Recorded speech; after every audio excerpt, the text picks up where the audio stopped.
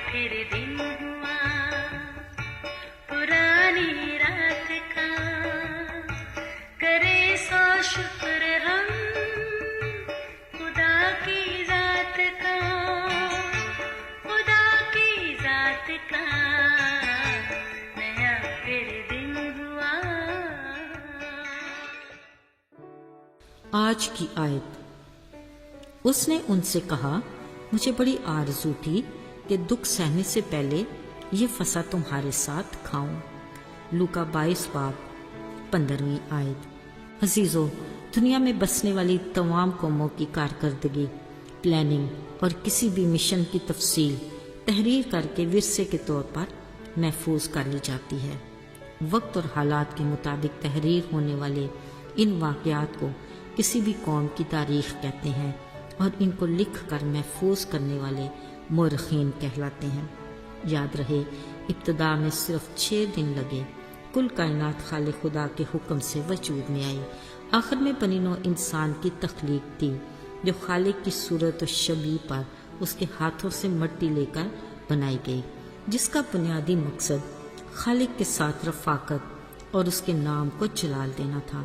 मगर आसमान से खुदा के हुजूर खड़े होकर हमद व सना करने वाला फरिश्ता जब गरूर के बायस अपनी टीम के साथ ज़मीन पर गिराया गया तो वो अज़ली दुश्मन के रूप में मुकाबले पर आ गया और ठान लिया कि वो खालिक खुदा का इंसान के साथ मिलाप किसी सूरत बरकरार नहीं रहने देगा।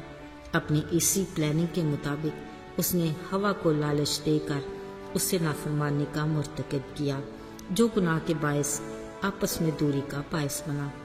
अजीज़ों, यहीं से खुदा ने भी एक अजीम मिशन का प्लान किया और अपने इकलौते बेटे यीशु मसीह की जान की कुर्बानी का इरादा किया। फिर मुर्रखीन की सूरत में मुख्तलिफ नबियों ने इस मिशन की तकमील के लिए पेशन गोइयाँ की। अजीज़ों, आज उस पेशन गोई की तकमील अपने आखिरी मराहिल में थी। नबी की पेशन गोई के मुताबिक यीशु के किसी अपने साथी ने उसे धोखा देना था, लिहाजा उस अज़ली दुश्मन ने बड़ी जांच परख की और आखिर उसे यहूदा अस्करियोती का इंतखाब किया। वो यीशु के शागिर्दों की टीम का खजानची था, जिसके पास खजाने की थैली होती थी।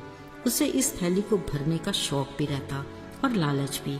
वो अक्सर इस खजाने में नाजायज़ हाथ भी डालता रहता।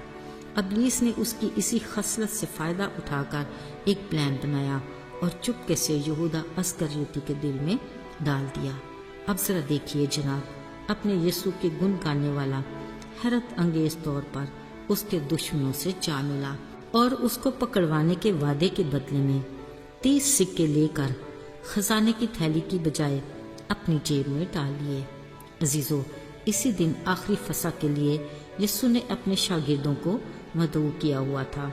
यहूदा अस्करियोती भी बज़ाहिर बड़ा मुतमईन होकर आखिरी फसा में शरीक होने के लिए ऐन वक्त पर पहुंचकर यीशु के साथ जा बैठा। खाने के दौरान यीशु ने रोटी ली, बरकत देकर तोड़ी और शागिर्दों को देते कहा, ये मेरा बदन है जो तुम्हारे वास्ते तोड़ा जाएगा। फिर अंगूर का शीरा लेकर कहा, ये मेरे अहद का खून है जो तुम्हारे लिए बहाया जाएगा। अजीजों, फिर जो बात यीशु ने कही वो यहूदा अस्करियोती के लिए खास तौर पर बाकी तमाम शागिर्दों के लिए भी हैरान कुन थी। यीशु ने कहा, आज तुम में से एक मुझे पकड़वाएगा।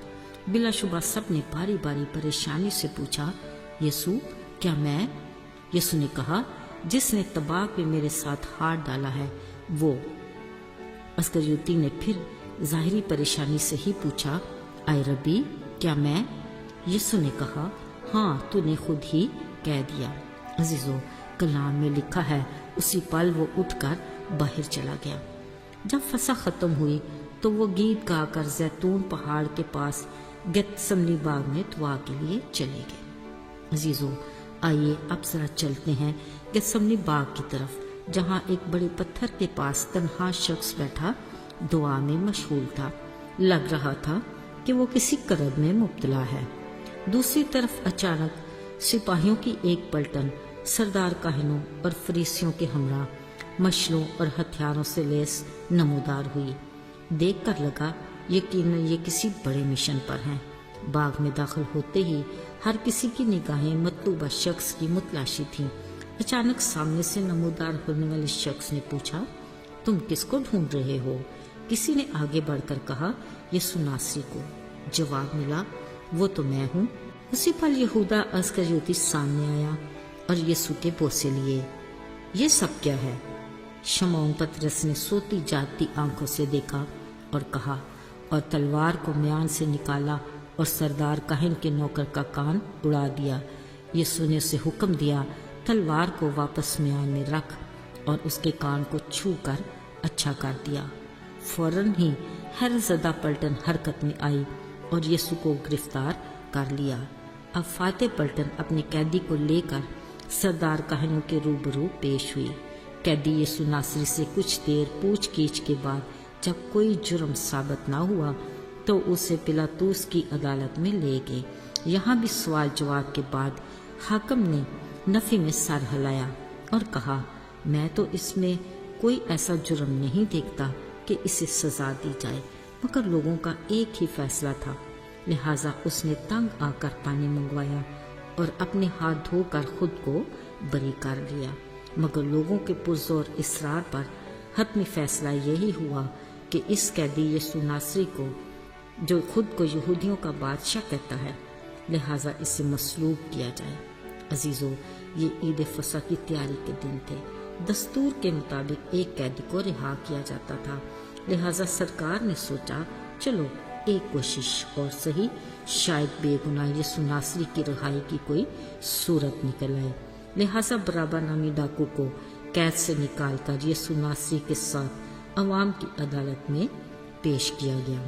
برابا ایک خطرناک قیدی تھا جو شہر میں بغاوت کے کیس میں ملوث تھا، پر بلوا فساد کے دوران کئی بے گناہ کرنے کے خون سے ہاتھ رنگنے والا یہ قیدی بہرحال عوام کا منصور نظر ہوا، لہٰذا شور مچاتی بھیڑ کے پرزور اصرار پر برابا ڈاکو کو رہا کر دیا گیا اور بدلے میں یسوع ناصری کو کوڑے لگوائے گئے اور کانٹوں کا تاج پہنا کر صلیبی موت کا فتویٰ دے دیا گیا۔ آئیے دعا کریں۔ اے باپ، تیری اس انمول محبت کے لیے ہم دل سے تیرے شکر گزار ہیں۔